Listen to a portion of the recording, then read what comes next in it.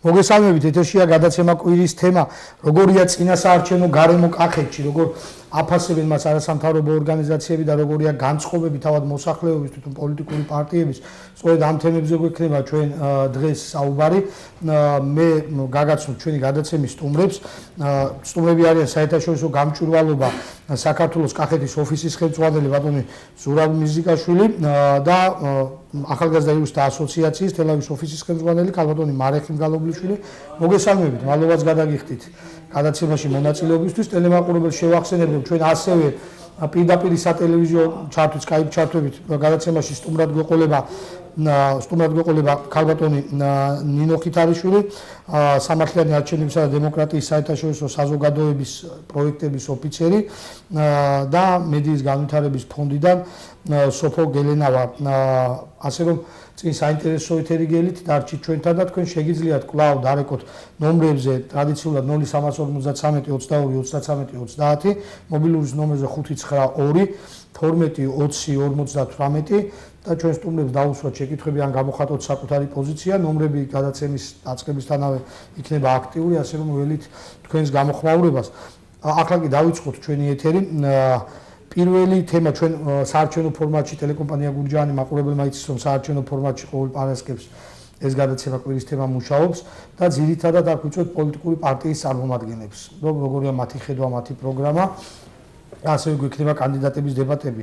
აი ამ საარჩევნო პერიოდში არის ეს ერთადერთი გადაცემა, როდესაც არასამთავრობო ორგანიზაციის წარმომადგენლებს მოусმენთ, როგორ აფასებენ ისინი ამ გარემოს. ერთია პოლიტიკური პარტიების ხედვა, მეორეა როგორია თავად გარემო, ხომ? სწორედ ამ მასზე მინდა ვისაუბროთ, ვიდრე თქვენთან მექნება შეკითხვები, მინდა პირველი ჩართვა გავაკეთოთ თბილისიდან. სატელეფონო ხაზზე იქნება ქალბატონი სოფო გელენავა, მედიის განვითარების ფონდის წარმომადგენელი. მე ვთხოვ ჩვენს რეჟისორს, რომ ჩართოს.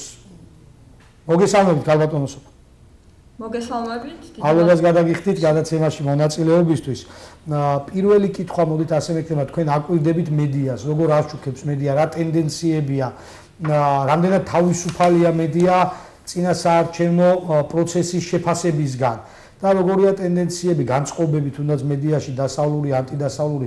იქნებ გითხრათ თქვენი დაკვირვების შედეგები და თუ თქვათ გამოყოფთ კახეთსაც, რა მდგომარეობა კახეთში, ეს იქნება ძალიან მნიშვნელოვანი, გისმენთ. მოგესალმებით, დიდი მადლობა თქვენს ეთერში მოწვევისთვის. პატარა შენიშვნას გავაკეთებ, ჩემი გვარი გელავა არის და არა გელენა. უკაცრავად მე არ არის პრობლემა. რაც შეეხება მედიას, შეიძლება ერთი სიტყვით ვთქვათ, რომ მედია გარემო არის წინასაარჩევნო საკმაოდ პლურალისტური, თუმცა ეს საკითხი კი თვის ნიშნის ქვეშ მაინც დადგა, როდესაც რუსთავი 2-ის სამართლებრივი პროცესები დაიწყო და მიმდინარეობდა პარალელურად. ჩვენ შეგვიძლია ვთქვათ ანტიდასავლურ განწყობებზე, რომ რამდენიმე გამოცემა განსაკუთრებით აქტიურობს ანტიდასავლური განწყობების გაღვივებაში. ეს ძირითადად არის ონლაინ და ბეჭდური მედია, მაგალითად ასავალ-დასავალი, საქართველო და მსოფლიო და საქინფორმი და ასე შემდეგ. აქ პრობლემა ჩვენ გვაქვს ის, რომ ეს გამოცემები პირდაპირ რუსულ წყაროებზე დაყრდნობით ქართულად თარგმნიან რუსულ მასალას, ძირითადად ანტიდასავლურ მასალას და შემდეგ ავრცელებენ ამას ისე, რომ საერთოდ არ ამოწმებენ, რამდენად რეალურია თუ არარეალურია ეს ფაქტი. ჩვენ გვაქვს პროექტი მითების დეტექტორი, რომელიც სწორედ ასეთი ანტიდასავლური განწყობების მონიტორინგს და ფაქტების შემოწმებას ეფუძნება და ბევრი საინტერესო მაგალითი გვაქვს და როდესაც ჩვენ ვიწყებთ ასეთი თემების მოკვლევას, პირდაპირ გავდივართ რუსულ ნარატივზე და რუსულ მედიაში. რამდენად ძლიერია სოფო ბოდიში ჩაგერთვებით, რამდენად ძლიერია გავლენა. თქვენ თქვით, რომ ეს არის ვებ გამოცემები ძირითადად და ბეჭდური გამოცემები.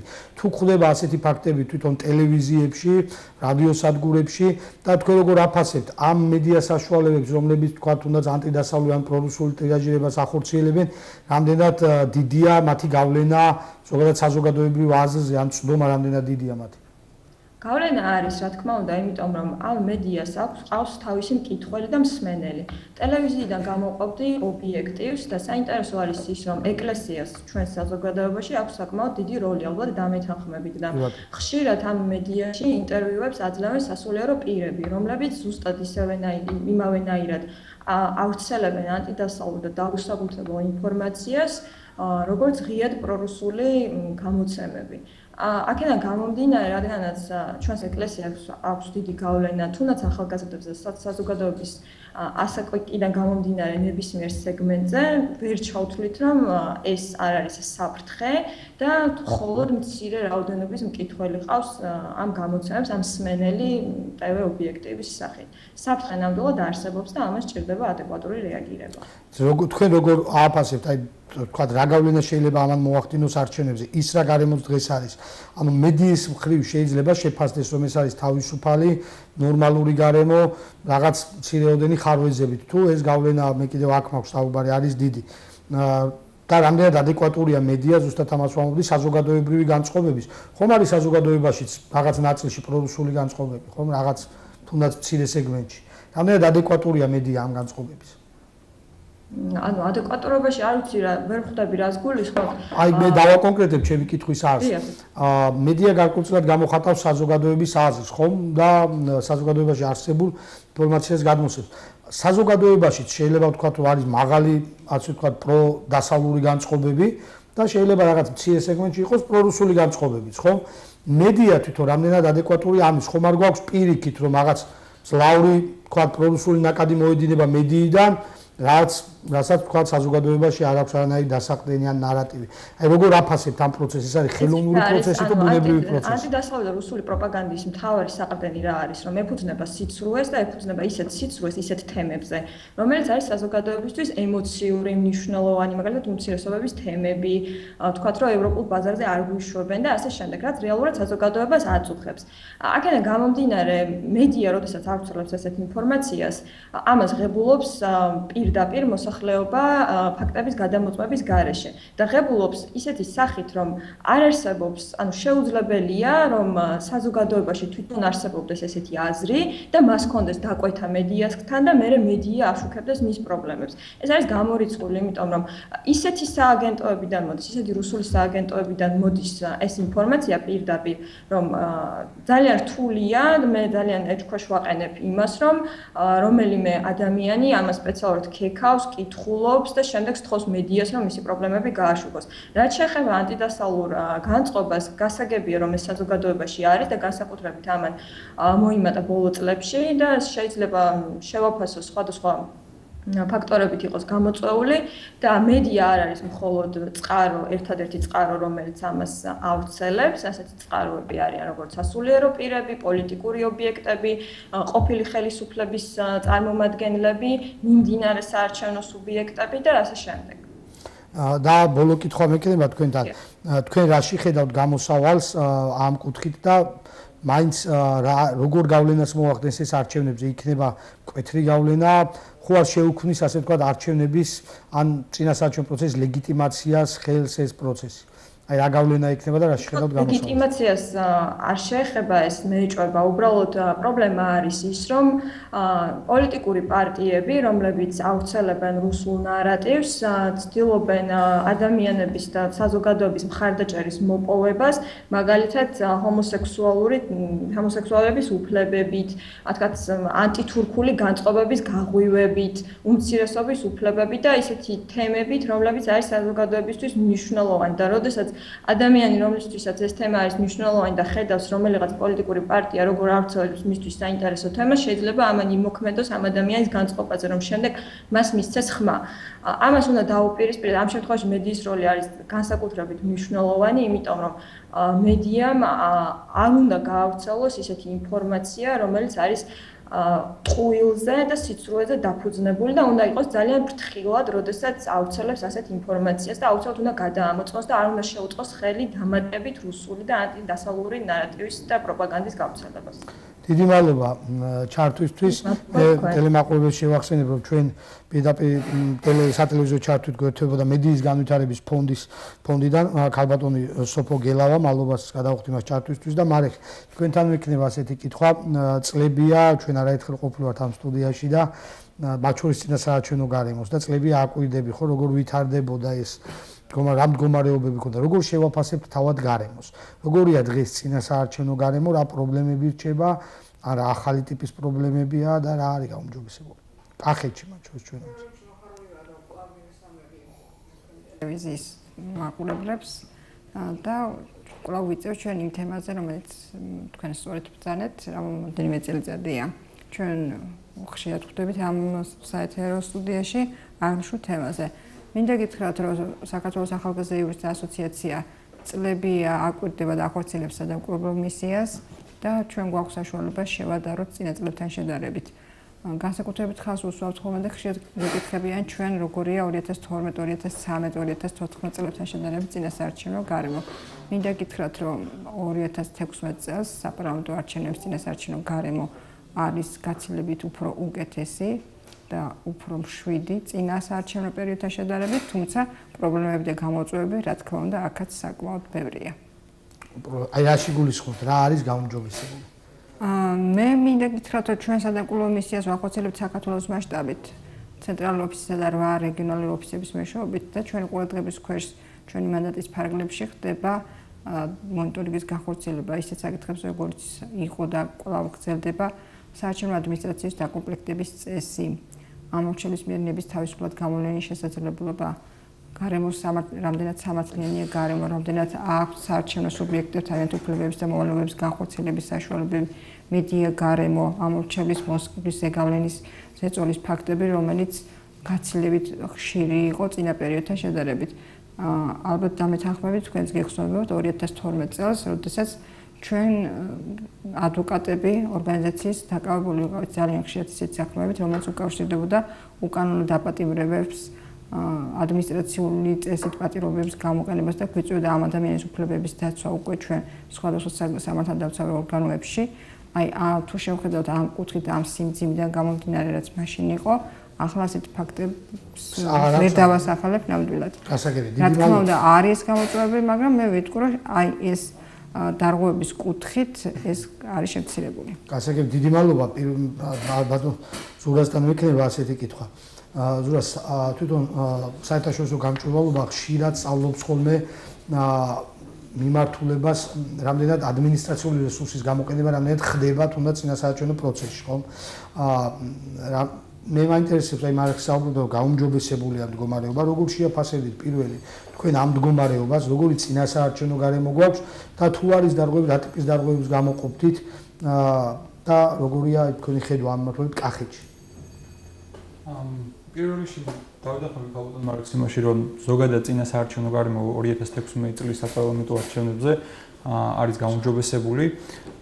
ჩვენი ორგანიზაცია საკმაოდ, როგორც თქვენ ახსენეთ, საკმაოდ აქტიურად სწავლობს ადმინისტრაციული რესურსის გამოყენების შემთხვევებს და ასევე ზოგადად აქვს საკმაოდ დიდი სადამკვირვებლო მისია, რომლითაც ვაკვირდებით ბევრ უბანს, ასევე ყავს მობილური ჯგუფები, რომლებიც უშუალოდ არჩევნების დღეს დააკვირდებიან არჩევნებს. რაც შეეხება უშუალოდ დარღვევების თვითონ თვისობრიობას, ანუ რა ტიპის დარღვევები, ანუ ძირითადად რაც ხმაურდება, ეს არის დარღვევები, რომლებიც ძირითადად შეეხება ოფისების დაზიანებას, სარეკლამო ბანერების და ასე შემდეგ დაზიანების ფაქტები არის. მსგავსი შემთხვევები, როგორც წესი, საჭიროებით ეგზავნება შესაბამის სტრუქტურებს რეაგირებისთვის და მნიშვნელოვანია, რომ ამ სტრუქტურებმა აი ამ ტიპის დარღვევებზე იქონიონ ისეთი მყისიერი და ძალიან არის თუ არა გავიდა, მოდით ამაზე ვისაუბროთ, ჩვენ როგორია რეაგირება თავად ხელისუფლების დარღვევებზე, მათ შორის, ვიდრე ამაზე გავაგზავნებთ საუბარს, მატყობინებენ ზარია სტუდიაში, შეწყდა სამწუხაროდ სატელეფონო ჩართვა.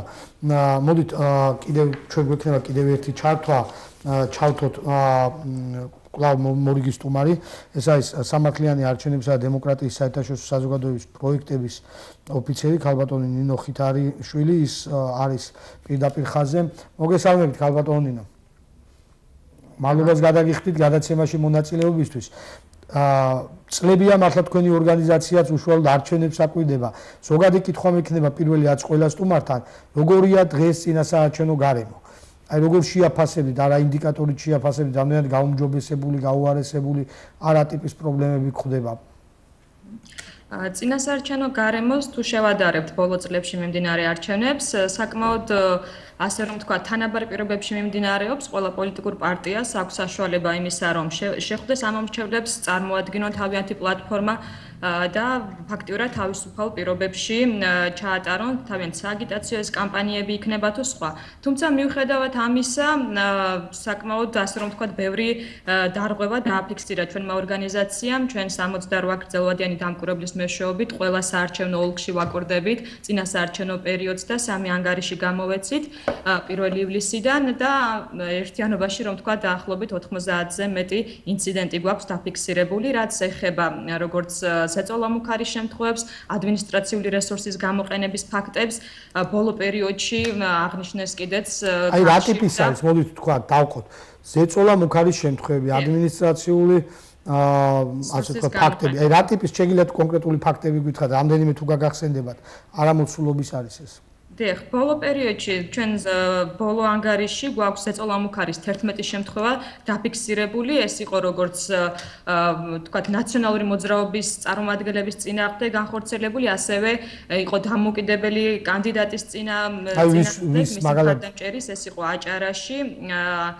არმაზახვლედიანთან. დიახ, და რა დასკვნა იყო თქვენი ორგანიზაციის მხრიდან, თუნდაც არმაზახვლედიანთან მიმართებაში, ეს იყო დადასტურებულად ზეწოლა თუ როგორ რამდგომ? ამ შემთხვევაში ჩვენ როგორც მათგან მივიღეთ ინფორმაცია, იყო ზეწოლა-მუქარის შემთხვევა მის მხარდამჭერზე, რომელმაც შემდგომში ერთ შემთხვევაში აღიარა ფაქტი, ხოლო შემდგომში თავი შეიკავა ამ ინფორმაციის გამხელისგან. ეს უკვე არის სამართალდამცავების პრეროგატივა, რომ მათ დეტალურად გამოიძიონ აღნიშნული შემთხვევა. ასევე ბოლო პერიოდში გახშირებული იყო კონტრაქციების ჩატარება და ოპოზიციურად თქვათ პარტიების მიერ ერთმანეთის აქტივისტების წინააღმდეგ განხორციელებული თქვათ შეტევები, ეს იქნება ასევე ოფისის დაზიანების შემთხვევები და სააგიტაციო მასალის დაზიანების საკმაოდ ბევრი ფაქტი გვაქვს. კახეთში თუ გქონიათ ესეთი ფაქტები? ბატონო, კახეთის რეგიონი, ასე რომ ვთქვათ, ჩვენი მიერ დაფიქსირებული ინციდენტების მიხედვით მეორე არის, საკმაოდ 20-მდე ფაქტი გვაქვს დაფიქსირებული. ეს იყო ადმინისტრაციული რესურსის გამოყენება, მაგალითად, ეს იყო დედოფლის წყაროში ნაციონალური მოძრაობის წარმომადგენლის მაჟორიტარობის კანდიდატის ბანერის დაზიანება, იგივე იყო ყვარელში, თქვათ, სიძულვილის ენის გამოყენება პარტიის წარმომადგენლის მხრიდან, ეს იყო ოფისის, ანუ საარჩევნო შეხვედრის ჩატარებისთვის ხელის შეშლის მცდელობა, ასევე იყო სიღნაღში ბოლო პერიოდში დავაფიქსირეთ არაუფლებამოსილი პირების მონაწილეობა წინა საარჩევნო კამპანიაში, კერძოდ კი საოლქო კომისიის წევრები, რომელთაც კანონით ეკრძალებათ პარტიულ საქმიანობაში ჩარევა, ანუ აგიტაცია, ისინი მონაწილეობდნენ ერთ-ერთი პარტიის მხარდამჭერ ღონისძიებაში. და ასევე იყო ადმინისტრაციული რესურსის გამოყენება, როდესაც თელავში გამართულ შეხვედრაზე, როდესაც პრემიერმა წარადგინა მაჟორიტარობის კანდიდატები, სიღნაღიდან მობილიზებულად ჩაიყვანეს თვითმმართველობის თანამშრომლები და ფაქტურად მთელი დღის განმავლობაში ყველა უწყება სიღნაღში ადგილობრივი თვითმმართველობის დაწესებულება იყო დაკეტილი და არ ფუნქციონირებდა. როგორია რეაგირება ხელისუფლების? აი იმ ფაქტებზე, რაც თქვენ გამოყავით და რაზეც გაქვთ ამ დოკუმენტური ან სხვა ტიპის მტკიცებულებები. როგორია ხელისუფლების რეაგირება? არის კი რაიმე ტიპის რეაგირება ამ მიმართულებით? რეაგირება ხშირ შემთხვევაში არ არის იმდენად სწრაფი და ადეკვატური, როგორზეც არის მოლოდინი და როგორზეც არის საერთოდ არის რეაგირება. რეაგირების ფაქტები თუ გაქვთ, რომ აი ეს მოხდა და შემდეგ ამის გამო დაისაჯა ვიღაც, თქვათ, აი ამ პერიოდში თუ გაქვთ რეაგირება. დიახ, ანუ რიგ შემთხვევებში, როგორც იგივე უწყებათა შორის კომისიაზე წარვადგენთ აღნიშნულ დარღვევებს, არის ის, რომ მიმდინარეობს გამოძიება, არიან დაკითხული პირები, თუმცა რეალურად საკმაოდ იგვიანებს ეს პროცესი იმდენად, რომ ჭიანურდება და რეალურად დასკვნებს, თქვათ, ანგარიში ვეღარ ვდებთ ხოლმე, თქვათ, რა რეაგირება მოყვა, რამდენად სამართლიანად მოხდა, თქვათ, პირების დაკავება იქნება თუ ფაქტის გამოძიება, ვინ დააზიანა ბანერი, როდესაც მაგალითად ბათუმში იქნა დაზიანებული ბანერი, არსებობდა ამის დამადას არსებობდა არმაზახვლედიანის ბანერის კამერა, თუმცა რეაგირება საკმაოდ 2 კვირის მანძილზეც ფაქტურად რეაგირება არ ყოფილა და ვიღებდით პასუხს, რომ მიმდინარეობს გამოძიება. უმეტესი მადლობა და ბოლო კითხვა მექნება თქვენთან, ქალბატონო. აი ამ ფაქტების შემდეგ თქვენ როგორია სტატისტიკა, თუ შევადარებთ წინა არჩევნებს, ეს ფაქტები გახშირებულია, მკვეთრად შემცირებულია და როგორია ეს სტატისტიკა უბრალოდ და თუ იქონიებს ეს ფაქტები, თქვენ რაც ჩამოთვალეთ გავლენას, რაიმე ტიპის გავლენას, თქვათ, არჩევნების ლეგიტიმაციაზე, არჩევნების შედეგზე, როგორ შეაფასებთ თქვენ მაინც ამ ფაქტებიდან გამომდინარე გარემოს? ხშირად ეს არის სუსტი ძლიერი როგორია შეფასება დიახ, შევადარებ 2012 წლის საპარლამენტო არჩევნებს თუ შევადარებთ, რა თქმა უნდა, სიტუაცია არის ძალიან განსხვავებული და უფრო თავისუფალი, ვიდრე ეს იყო 2012 წელს. რა თქმა უნდა, ინციდენტები და დაფიქსირებული დარღვევები ნაკლებია, დაახლოებით 90-მდე დარღვევა არის, როგორც გითხარით, წინა პერიოდში, 2012 წლის წინა საარჩევნო პერიოდში 200-300-მდე დარღვევა იყო ჩვენს მიერ იდენტიფიცირებული და რა თქმა უნდა, ის დარღვევები უფრო მეტად მძიმე იყო, ვიდრე ეხლა. თქვათ სიმძიმითაც წინა საარჩევნო პერიოდში დარღვევები 2012 წელს ეს იყო სამსახურიდან გათავისუფლება საკმაოდ ბევრია. თვითმმართველობის არჩევნებს თუ შევადარებთ დაახლოებით არ გვინდა თქვათ 2012 წელი ამ ხელისუფლების დროს თვითონ ვიცით რა ხდებოდა 2012 წელს და მე მგონი არჩევნების თვითმმართველობის თვითმმართველობის არჩევნებს თითქმის ანალოგიური სიტუაცია იყო იმ შემთხვევაშიც იყო ფიქსირდებოდა ზეწოლა მუხარის ადმინისტრაციული რესურსის გამოყენების ფაქტები, თუმცა ერთიანობაში ისეთი დარღვევები იყო, რაც რეალურად გავლენას ვერ მოახდენდა არჩევნების დღეს და არჩევნების შედეგებზე, ასე რომ ვთქვათ.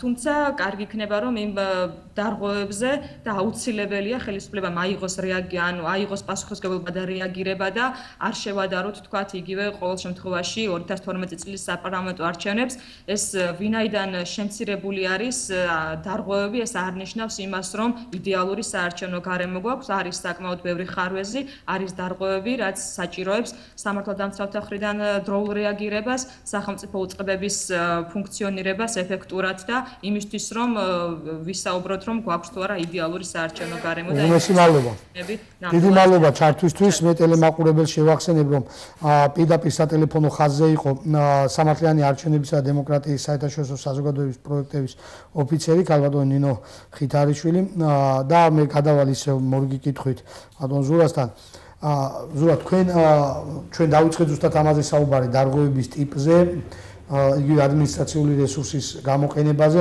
მოდით საკითხი მარიხი მე შემდეგ საუბრისას ორ ნაწილად გავყოთ. ერთია დარღვევები, მათი კლასიფიკაცია, რაოდენობა და აბსოლუტურად სხვა საკითხია რეაგირება, ხო? მოდით შევხედოთ ახლა ამ კუთხით. რეაგირების კუთხით თქვენ გონიათ რაიმე ტიპის შემთხვევა, როცა ხელისუფლებამ კონკრეტულ დარღვევაზე, მათ შორის თქვენს მიერ დაფიქსირებულზე მოახდინა რეაგირება და რასაც მოყვა შედეგი. აი რაიმე ტიპის რეაგირება ამ კუთხით რაიმე ცვლილება არის თუნდაც 2012 წელთან შედარებით ან სხვა წლებთან შედარებით გვაქვს საერთოდ რეაგირების შემთხვევები ზურას არჩელი ქალბატონ მარიხის დაუკვირდა შემოწერილი და უკეთესად მოგახსენებ მე პატარა სტატისტიკას მოვიშველიებ ეხლა ამ პერიოდში ამ ბოლო ერთი თვის განმავლობაში ჩვენს მიერ საარჩევნო ადმინისტრაციაში როგორც სამხო კომისიებში ისე CSKO-ში შეტანილია 14 საჩივარი გამგეობებში როგორც აღმასრულებელ ორგანოში 3, სახელმწიფო აუდიტის სამსახურში 3, კომუნიკაციების ეროვნულ კომისიაში 2, უწყებათა კომისიაში 9, საქალაქო სასამართლოში 3 და სააპელაციო სასამართლოში 2 გამში ვეღარ მოგწევით მათემატიკაში 100. უბრალოდ ეს რიგითობის მიხედვით და მინდა გითხრათ რომ თვითონ განხილვის სამართლებრივად აღნიშნული საჩივრების და განცხადების განხილვის ვადები არ არის ისეთი 2 და 3 დღიანი, როგორც შემდგომ აგვაქვს არჩევნების შემდგომი. აქედან გამომდინარე, ეხლა ჩვენი ბევრი განცხადება და საჩივარი არის განხილვის პროცესში. მათ შორის გურჯაანში ჩვენს მიერ თელავის ოფისის მიერ შემოტანილი იქნა საჩივარი აგიტაციაში უკანონო მონაწილეობისა და აგიტაციის წესების დარღვევის ფაქტზე და ეს კვლავ განხილვის პროცესშია დღეს მდგომარეობით გურჯაანის საოლქო საარჩევნო კომისიაში. ასევე მაგალითისთვის დავასახელებ შეტანილი გვაქვს ჩვენ განცხადება ყვარელში, ყვარის მუნიციპალიტეტის გამგეობაში, საარჩევნო მასალის და საარჩევნო პლაკატების ჩამოხსნის და დაზიანების და დახევის ფაქტზე, იმიტომ რომ ცნობილია ალბათ საზოგადოებისთვის, რომ აღნიშნულ დარღვევებზე სამართალდარღვევათა 6 ადგილას შესაბამისი აღმასრულებელი ორგანო ანუ გამგეობა და ესეც განხილვის პროცესშია. აქედან გამომდინარე, ვერ ვიტყვი მე ახლა სრულად ჩვენს მიერ შეტანილი, თქვათ ესეთი სტატისტიკური მონაცემების კვალობაზე, რამდენი იქნება დაკმაყოფილებული და რამდენი არა. თუმცა მინდა გითხრათ, რომ რამოდენიმე საჩივარი, რომელიც შეტანილი იქნა სხვადასხვა საოლქო საარჩევნო კომისიებში, მათ შორის შემდგომ CSKO-ში და სასამართლოში, არ იქნა დაკმაყოფილებული და არ იქნა გაზიარებული ის მოსაზრებები, რომელიც ჩვენს მიერ იქნა მოყოლილი. მაგალითისთვის დაგესახელებთ. ბოლო პერიოდში ძალიან ბევრი შემთხვევა, როდესაც ინტერნეტ სივრცეში გადაინაცვლა საარჩევნო დარღვევების სფერო. საარჩევნო კანონმდებლობაში სამწუხაროდ რაიმე რეგულაციები ამასთან დაკავშირებით არ გვაქვს ჩვენ მაგრამ ბოლო პერიოდში განსაკუთრებით სოციალური ქსელების და Facebook-ის საშუალებით ძალიან ბევრი საჯარო მოხელის მიერ დაფიქსირდა გარკვეული აგიტაციის ნიშნები, სავარაუდო დარღვევა აგიტაციის წესებისა და ჩვენ ვთვლით, რომ ეს არის დარღვევა, უბრალოდ ტრანსფორმირება გაიცადა საარჩევნო დავების სფერომ და შევეცადეთ, რომ გვეთქვა ჩვენ და სამართლებრივად დაგვესაბუთებინა, რომ ეს იყო წინასაარჩევნო აგიტაციის წესების დარღვევა ამ სოციალური ქსელების გამოყენებით. თუმცა, მინდა გითხრათ, რომ ჯერჯერობით არც საალკო კომისიამ, არც CSCOM და არც სასამართლომ არ გაიზიარა ეს მოსაზრებები და კვლავ არის ის მიდგომა, რომ ეს არის პირადი სივრცე პიროვნების და არ ჩაითვალა ეს არც საარჩევნო აგიტაციის წესების წინასაარჩევნო აგიტაციის დარღვევად და არც საჯარო მოხელების მიერ სამუშაო დროის გამოყენების ფაქტად. აი ეს ვიდეო და მაგალითად მოწყობილები ზარია სტუდიაში ჩავთოთ მოქალაქე ეთერში ხარ გისმენთ. სამწუხაროდ შეწყდა ტექნიკური ხარვეზი გვაქვს. თქვენ შეგიძლიათ დარეკოთ პირდაპირ სატელეფონო ჩართვების საშუალებით ნომრებზე 0322-23-30 და მობილურის ნომერზე 592-12-20-58 ნომრები ტიტრებშიც იქნება მითითებული, ასე რომ ველით თქვენს გამოხმაურებას. ახლა კი ვიდრე გადავალ კითხვით ზურასთან, მათყობინები ზარია სტუდიაში. ეთერში ხარ გისმენთ. ბატონო, გავარდიოთ. მოგესალმებით. ძალიან საინტერესო რესპონდენტები ყავთ, ძალიან კარგად საუბრობენ და მე მათთან შეკითხვა არ მაქვს, უბრალოდ ჩემი აზრი, მაგრამ თუ შეიძლება ერთი ნახევარი წუთი დამიჯეროთ. კი ბატონო, ბრძანეთ. უბრალოდ გამიკვირდა თქვენი პირველი გამოსვლელი ჩართვა რო იყო თბილისიდან იმ გოგონს საუბარი. ის შეეხო მედიას, პრესას. კი ბატონო. იცით რა არის, მე თვითონ ძალიან უწევს ჩვენი ქვეყნის პოლიტიკა, ევროატლანტიკური ალიანსი, მაგრამ რაშუაშია ეს გაზეთი ამას წერს, ის გაზეთი იმას წერს. ჩვენ თვითონ კარგად ვაანალიზებთ და რეალობასაც ვუყურებთ და იმ გაზეთიდან ჩვენი აზრებით გამოგვაქვს.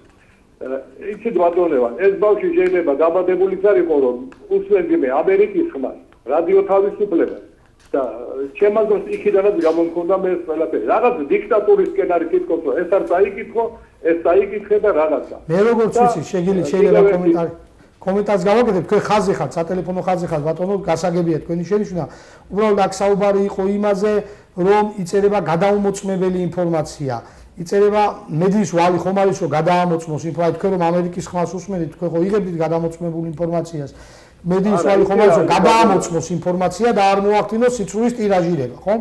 ამაზე იყო საუბარი. ზუსტად ხადია, მაგრამ არ ამგონია, რომ უფრო ჩვენი იყოს ნანასუდარიანზე და მონიავაზე. ისინი უფრო განათლებული, მაგრამ ჩვენი აზრი გვაქვს მეტი ვამო. გავიგე, ეს ძალიან კარგია. კაცო, ბოლშევიკები ტროცკის ალანს გავდნენ, არავის არ წაუგითხია ტროცკის დაშრომები, კაცო, ეს შეიძლება ბრმაც ვიძახოთ რაღაცა. გასაგებია თქვენი აზრი. მომწონს რესპონდენტები თქვენი, მაგრამ ცოტა შენიშვნა მქონდა იმ გოგონზე. გასაგებია თქვენი აზრი. მადლობა ზარისთვის, რომ მონაწილეობთ ჩვენს ეთერში. დიდი მადლობა და იქნებ უპასუხოთ, რომ აი კონტექსტი ისეთი იყო ბატონმა რაც თქვა, მე უბრალოდ იმას გავაკეთებდი პატარა პერიფრას, რომ ჩვენ გვაქვს ჩვენი აზრი და ჩვენ გამოვიტანთ რომელია სიცრუე, რომელია მართალი, რომელია თხული. ამერად არის საზოგადოება დღეს იმისთვის, რომ თქვათ მედია მან განარჩიოს ეს ინფორმაცია და მედიას არ უწევდეს თქვათ რაღაც ფაქტების გადამოწმება და ასე. დაახლოებით ეს კონტექსტი იყო მე. კი, ან ძალიან კარგი თემა წამოწია მაყურებელმა და ან ჩვენ რა თქმა უნდა ყოველს გვესმის, რომ თავისუფალ ანუ აზრს აქვს არსებობის უფლება. ხო, რა თქმა უნდა შეიძლება არსებობდეს განსხვავებული აზრი და ამ რაღაცა ანუ კონკრეტული მიმართულებები, რომლებიც რაღაცა რაღაცა ან პარტიებია, ან ტელეკომპანიები, ან მედია საშუალებები, ან ასე შემდეგ.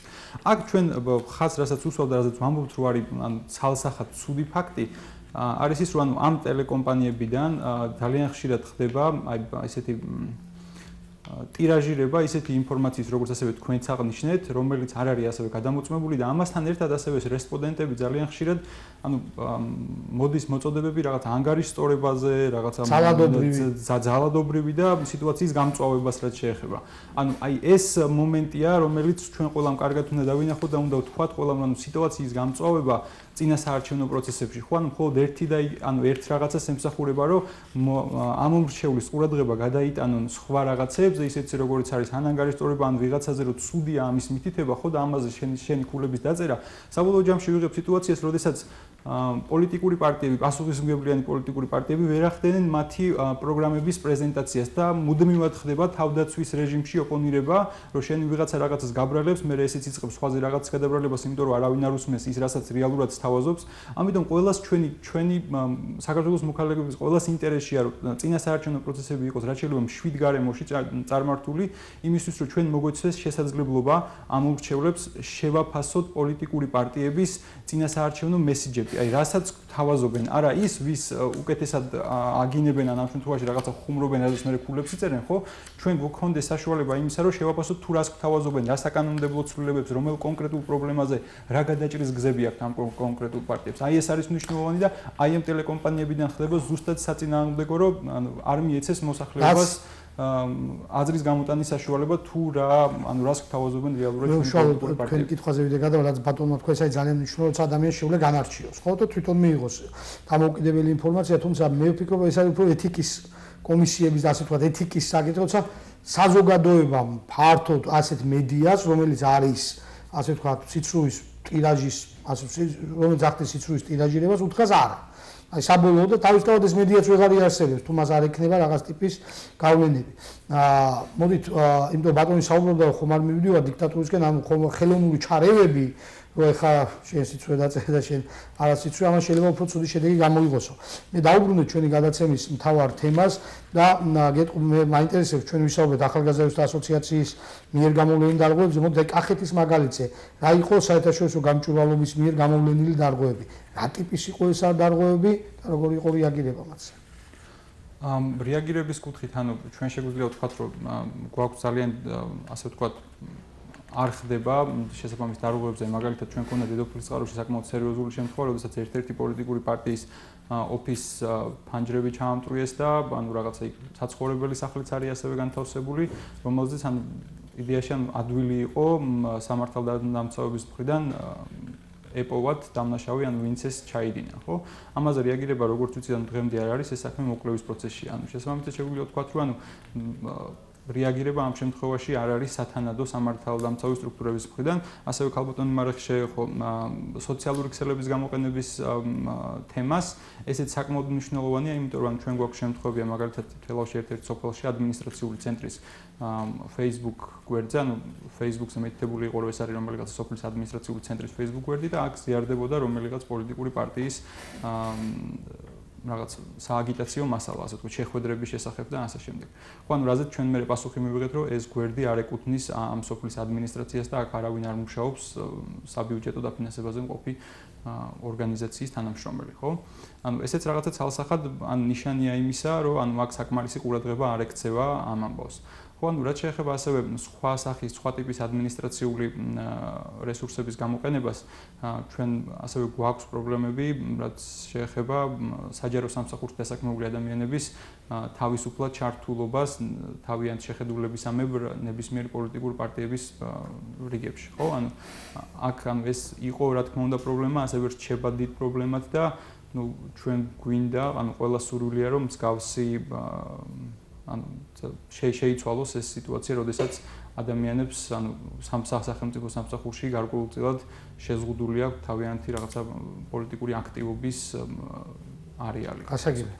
და მე მარეხი თქვენთან მეკითხა ასევე ზურასთანაც ეს კითხვა ჩვენ საუბრობდით ჩვენი ჩართვაზეც, როდესაც ყავდნენ ქალბატონების ასე ვთქვათ ეთერში საუბარი იყო ანტიდასავლურ განწყობებზე, რუსულ განწყობებზე, რომელიც განსაკუთრებით ძლიერდება წინასაარჩევნო პერიოდში. ჩვენ ქვეყანას რაღაცნაირად შევხედავთ რაღაც მართლა ერთ წრეზე დადის და ჩვენ ვხედავთ ის როგორ აფერხებს ესეთი ტიპის განწყობები ქვეყნის განვითარებას, ხო, ქვეყნის არჩევანს. აი რა უნდა გაკეთდეს ამ განწყობების მინიმალიზაციისთვის შესამცირებლად ეს პრორუსული აი ესეთი ტიპის ძალადობრივი თუნდაც სიცრუის ტირაჟების ამათ შესამცირებლად რა უნდა გაკეთდეს, რომ პირველი ამათ შესამცირებლად რა უნდა გაკეთდეს ასეთი კითხვა მაქვს და მეორე რამდენად აქვს მათ გავლენა დღეს რეალურად საზოგადოებაზე. აი კახეთის მაგალითზე შეგვიძლია ვისაუბროთ. მე მინდა გითხრათ, რომ ჩვენ რაიმე კვლევა ამასთან დაკავშირებით არ გავუკეთები, რომ გითხრათ მე ამორჩევის განწყობა როგორია, იმიტომ რომ ჩვენი მანდატის ფარგლებში მოქმედებთ და კიდევ ერთხელ ხაზს ვუსვარ, რომ ეს არის წინასაარჩევნო პერიოდის შეფასებები და მონიტორინგი იმ სფეროების მიმართულების მიხედვით მე ჩამოთვალე. მე ვთვლი, რომ თავარი რაც არის, რომ ყველას უნდა მიეცეს მას შორის ამორჩევას, უნდა ქონდეს თავისი ნების გამოხატვის საშუალება და არჩევნის გაკეთების საშუალება. წეგან როგორც ბატონმა თქვა, მე ვთვლი, რომ თვითონ ფილტრაციას ამორჩეველი თავად მოახდენს და მიიღებს სწორ გადაწყვეტილებას, იმიტომ რომ უამრავი ინფორმაციის ფონზე, რაც თქვათ, ეხლა რომ როგორც სივრცეში ჩვენ ვართ, რთული არჩევნის გაკეთება, მაგრამ მე მაინც იმედი მაქვს, რომ სწორი გადაწყვეტილებებს მიიღებს ამორჩეველი. ამიტომ ჩვენი თავარი, თქვათ, მიმართულება, ჩვენი მისიის დანიშნულება არის ის, რომ ხელი შეუწყოთ ჩვენ სამართლიან, შვიდ, თანაბარ სამართლებრივ გარემოს, სადაც ყველა საარჩევნო სუბიექტს, ყველა წარმომადგენელს ამორჩევას იქნება თავისი საქმიანობის განხორციელების საშუალება და ამორჩევას პირველ რიგში იქნება თავისი ნების გამოხატვის თავისუფლება. მე მინდა და ზურაბასთან ექნება დაახლოებით იგივე კითხვა.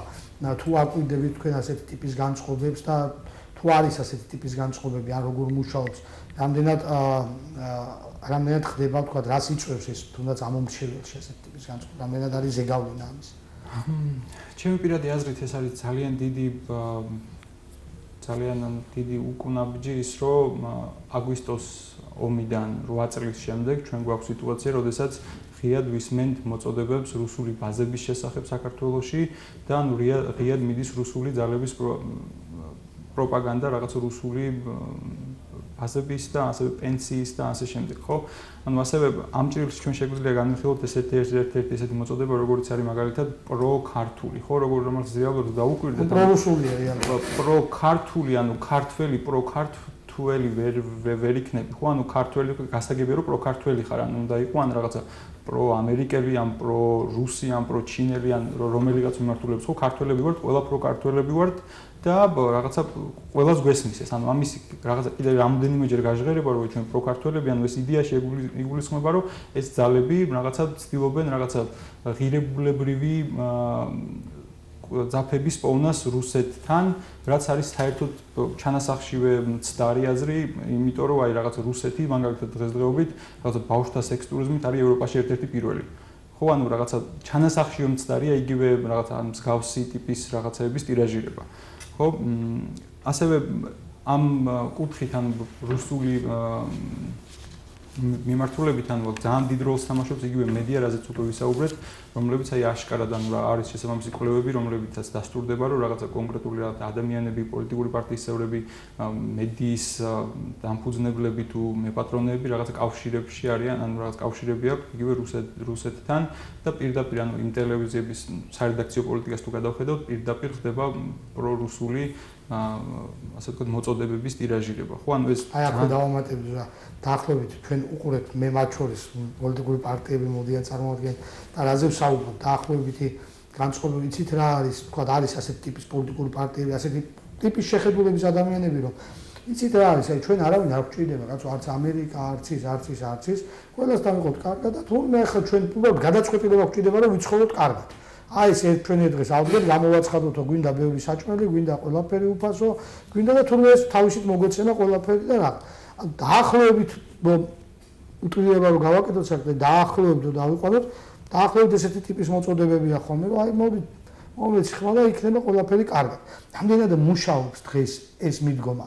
რამდენად მუშაობს ის რომ ფიზიკურად ეხა ისტორიას თუ გადავავლებთ თვალს არ ყოფილა პრეცედენტი რომ ეს ეხა საქართველოს ან ერთი დასავლეთი ან აღმოსავლეთი ან ჩრდილოეთი ერთი ხელის მოსმით ასე ვთქვა ეთქვა უარი ყველაფერზე და ყოფილიყო ბედნიერი თუ არ ჩავთვლით როდესაც იყო ძლიერი და დომინანტი ასე ვთქვა აქტორი გეოპოლიტიკაში აღმაშენების პერიოდში. აი დღეს რამდენად მუშაობს ესეთი ტიპის მოწოდებები ამაზეა ლაპარაკი. ეს ხო რომ მოწოდებებია ფარულად რუსეთისკენ ფაქტიურად ხო ასე. კი, რა თქმა უნდა, ანუ ეს უბლოკო სტატუსს რაც შეეხება, ანუ იგივე შეიძლება ნეიტრალიტეტს და უბლოკო სტატუსს, ანუ ეს პირდაპირ რა თქმა უნდა არის რუსეთისკენ გადადგმული ნაბიჯი, იმიტომ რომ ჩვენი გეოპოლიტიკური მდებარეობიდან გამომდინარე და იმ პოლიტიკური მდგომარეობიდან გამომდინარე, რაშიც ჩვენ დღესდღეობით ვართ, ანუ ფაქტიურად შეუძლებელია თუ არ ვიქნებით რომელიმე ძლიერი პოლიტიკური გაერთიანების ნაწილი, რომ ჩვენ დამოუკიდებლად ჩვენ შევძლოთ ქვეყნის აშენება, ხო?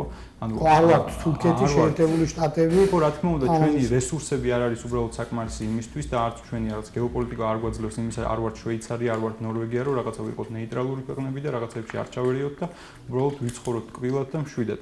ანუ მსგავსი ტიპის მოწოდებები, ანუ ზოგადად პოლიტიკური პარტიების მოწოდებები, ანუ ხალხს უფრო უკვე ნაკლებად სჯერა მსგავსი ტიპის მოწოდებებისას და დანარჩენიც უბრალოდ აი რაც ყველაზე მეტად მუშაობს ჩვენი დაკვირვებით, ანუ არის რაღაც სოციალური მესეჯები, რასაც ყველა უშვებს, იგივე ეს პრორუსული ძალები, რასაც გვირდებიან, ხშირად არის რაღაცა პენსია, რომელიც გექნებათ აი ეს უბრალოდ აგვირჩიეთ ჩვენ და შემდეგ რაღაცა დაგირიგებთ რუსულ პენსიებს და ასე შემდეგ.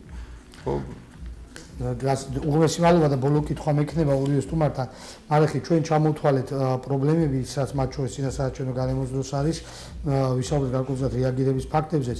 მოდით პროცესი თუ ასე გაგრძელდა, აი თქვენ როგორ ფიქრობთ, როგორი იქნება შეფასება თავად არჩევნების, იქნება ეს უფრო წინ გადადგმული ნაბიჯი თუ დავჩებით თქვა იმ ორბიტაზე, რაზეც თქვა თვითმმართველობის არჩევნების დროს ვიყავით. აი რა არის შესაძლებელი, რას ურჩევთ თქვენ ხელისუფლებას, ან საზოგადოებას, სამოქალაქო სექტორი რას ურჩევთ? საერთოდ ყოველი არჩევნები მაინც ითვლება ხოლმე რომ წინ გადადგმული ნაბიჯია პრობლემების მოგვარების კუთხით, იმიტომ რომ როდესაც ჩვენ სადამკვირვებლო ორგანიზაციები ამ წინასაარჩევნო გარემოს შეფასებას და მონიტორინგს ვახორციელებთ, ერთ-ერთი მთავარი დანიშნულება ჩვენი ორგანიზაციის ყოველ შემთხვევაში არის ის, რომ გამოავლინოს სწორედ ის გამოწვევები და ის პრობლემები, როგორც საკანონმდებლო, ისე პრაქტიკაში არსებული პრობლემები, რომლის ადვოკატირების საშუალება მერე გვექნება, როდესაც არ იქნება საარჩევნო პერიოდი. თუმცა ბოლო სამწლიანი ციკლი გველოდება ჩვენ არჩევნების და მაინც უნდა მოვახერხოთ. ამიტომ ვამბობ, რომ ყოველი არჩევნები წარმოაჩენს იმ ხარვეზებს და გამოწვევებს, რაც კვლავ გამოსასწორებელია. ამიტომ არის, რომ ჩვენი მისიის ფარგლებში ზუსტად ერთ-ერთი მთავარი მიმართულება იქნება ის, რომ ეს არჩევნები დაგვანახებს ამ გამოწვევებს, ეს იქნება საკანონმდებლო ხარვეზებით ძირითადად და შემდგომ მოხდება ამ ინიციატივების და ამ პრობლემების მოგვარების ადვოკატირება შემდგომ უკვე ყველა დონეზე. ის გამოწვევები და ის პრობლემები, რაც წინ არჩევნებში იყო, რაც ჩვენ პრეტენზია გაგვაჩნდა და რეკომენდაციებს ვიძლეოდით, ეს იყო საარჩევნო ადმინისტრაციების დაკომპლექტების წესი, საარჩევნო სისტემა და სხვა ისეთი დიდი თემები, რომლებიც კვლავ ხარვეზიანია.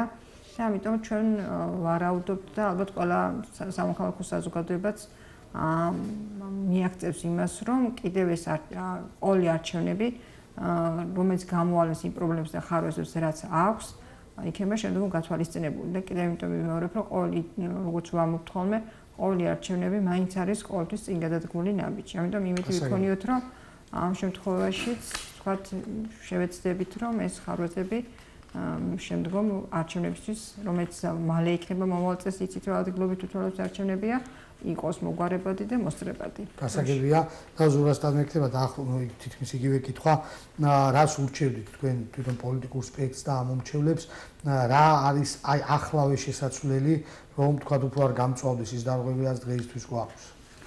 ერთი პოლიტიკურ პარტიებთან ჩვენ ასევე დღეს სხვა დანარჩენ რამოდენიმე არასამთავრობო ორგანიზაციასთან ერთად გავავრცელეთ მოთხოვნა, რომელიც მოუწოდებდა პოლიტიკურ პარტიებს, რომ მაქსიმალურად აღკვეთონ მათი წევრების მხრიდან რაღაცა რადიკალური, ნეგატიურად განწყობილი გამოსვლები და საჯაროდ დაგმონ მათ მიერ რაღაცა ჩადენილი, რაღაცა სიძულვილის ენის გამომხატველი ფაქტები. ეს არის ერთ-ერთი ძალიან მნიშვნელოვანი იმისთვის, რომ როგორც უკვე აღნიშნეთ, ან ცოტა უფრო სტაბილურ მშვიდ გარემოში მოხდეს ჩატარება არჩევნების. ძალიან მნიშვნელოვანია ასევე ის, რომ გაიზარდოს მოსახლეობასთან, ანუ მოსახლეობის ინფორმირება პოლიტიკური სუბიექტების მხრიდან მათ პროგრამებთან დაკავშირებით და უფრო ნაკლები იყოს რაღაცა დანარჩენი პოლიტიკური პარტიების მინუსებზე და ცოდვებზე საუბარი. ჩვენ ამისთვის ანუ ვებ პლატფორმაც გავაკეთეთ, რომელსაც ქვია ჩემი ხმაჯი, სადაც ამორჩეველს შეუძლია შევიდეს და ნახოს თუ რაღაც 36 კითხვა, თუ სწორად მახსოვს, რომლის შევსების შემდეგაც, რომელიც ეხება საგარეო პოლიტიკას, საშინაო პოლიტიკას, სოციალურ სფეროს და ასე შემდეგ, რომლის შევსების შემდეგაც ადამიანს შეუძლია რაღაც წარმოდგენა შეექმნას, თუ რომელ პოლიტიკურ პარტიასთან არის რაღაც მათ გაცხადებულ პოზიციასთან არის უფრო ახლოს. ხო, ანუ ძალიან მნიშვნელოვანია, რომ მოხდეს მოსახლეობის ინფორმირება და ინფორმირებული არჩევანის გაკეთება და უფრო ნაკლები იყოს ემოციაზე და რაღაც მსგავს ტიპის განწყობებზე დამოკიდებული არჩევანის გაკეთება და ასევე სამთავრობო სტრუქტურებს რაც შეუძლიათ რომ გააკეთონ მათ ადმინისტრაციული რესურსის მიმართულებით ან რაც შეიძლება ნაკლები უნდა იყოს საჯარო სამსახურებში დასაქმებული ადამიანების მხრიდან და უნდა ქონდეს მყისიერი რეაგირება, როდესაც საჯარო სამსახურში დასაქმებული ადამიანები თუნდაც სამსახურის საათების შემდეგ რაღაცა ძალიან ისეთ მკვეთრ და არასასიამოვნო რაღაცა სიტუაციის გამწვავებელ განცხადებებს აკეთებენ. ნუ ეს არის ერთ-ერთი მნიშვნელოვანი რაც შეგვიძლია ყველას ერთად გავაკეთოთ როგორც საზოგადოებას არასამთავრობო სექტორს და დიდი მადლობა ზურაბ. ტელემაყურებელს შევახსენებ რომ თქვენ უყურებთ გადაცემას კვირის თემას. ჩვენი სტუმრები იყვნენ საერთაშორისო გამჭვირვალობა საქართველოს კახეთის ოფისის ხელმძღვანელი ზურაბ მირზიკაშვილი და ახალგაზრდა იურისტთა ასოციაციის თელავის ოფისის ხელმძღვანელი მარიხი მგალობლიშვილი, ასევე გვერდებოდნენ თბილისიდან სამართლიანი არჩევნების და მედიას განვითარების ფონდის წარმომადგენლები. დავსაუბრობდით წინასაარჩევნო გარემოზე. ჩვენ უკვე მომდევნო პარასკევს ისე 20 საათსა და 30 წუთზე შევხვდებით კვლავ პოლიტიკური პარტიების ასე ვთქვათ პროგრამებით, წინასაარჩევნო დაპირებებით და მუშაობთ არჩევნებამდე წინასაარჩევნო ფორმატში, ასე რომ დარჩით ჩვენთან. ეს არის კვირის თემა. მე ჟურნალისტი ლევან ალექსიშვილი ვარ და გემშვიდობებით მომავალ პარასკევამდე. კარგად გრძელდებოდეთ.